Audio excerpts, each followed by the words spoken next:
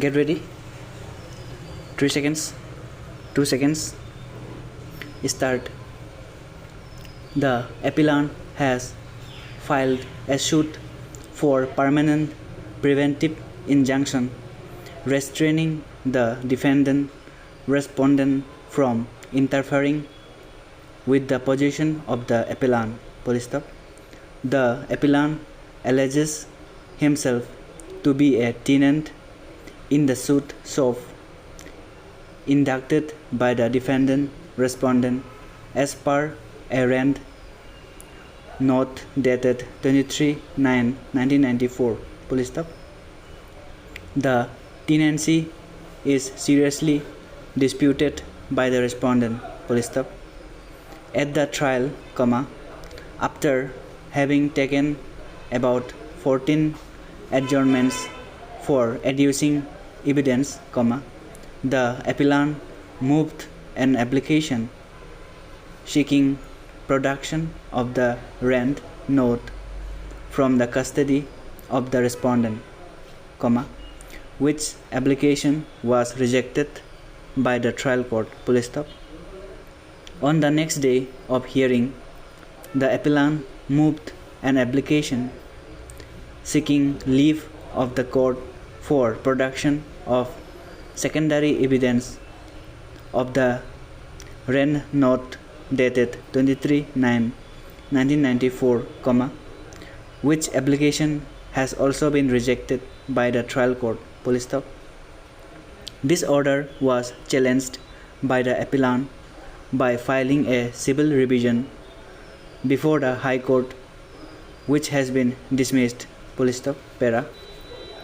Having heard the learned counsel for the parties, we are of the opinion that the trial court was not justified in rejecting the prayer seeking leave of the court for production of secondary evidence. The prayer has been rejected mainly on the ground that the copy of the rent note sought to be produced by the appellant was of doubtful veracity.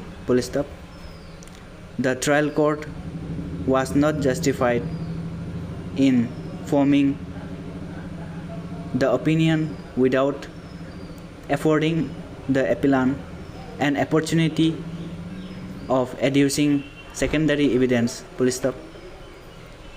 The appellant has alleged the original rent note to be in possession of the respondent. The case was covered by Clause A of Section 65 of the Indian Evidence Act, 1872. Learned counsel for the respondent submitted that the appellant was protracting the trial and, being in possession of the premises, was interested in delaying the hearing of the suit. That may or may not be true, but the fact remains that that is not the reason on which the rejection by the trial court is founded. In our opinion, the ends of justice would be satisfied if the appellant is allowed an opportunity of adducing secondary evidence, but subject in terms. The appeal is allowed. The impugned order of the trial court dated 3/2/1998 and the order of the High Court dated 16/9/1998 passed in revision are both set aside. The appellant is granted leave of adducing secondary evidence of the existence, condition and contents of the rent note dated 23/9/1994.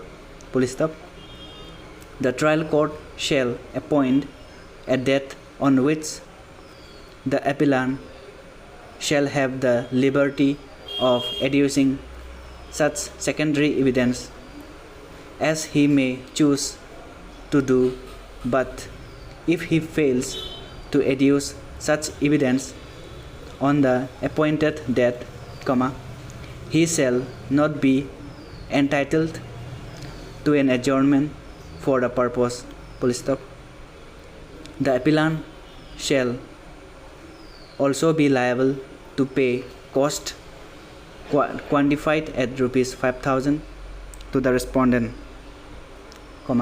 having regard to all the circumstances.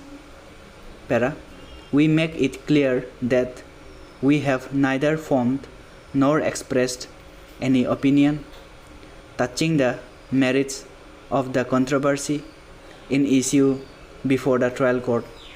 The appeal stands disposed of in the aforesaid terms. Stop.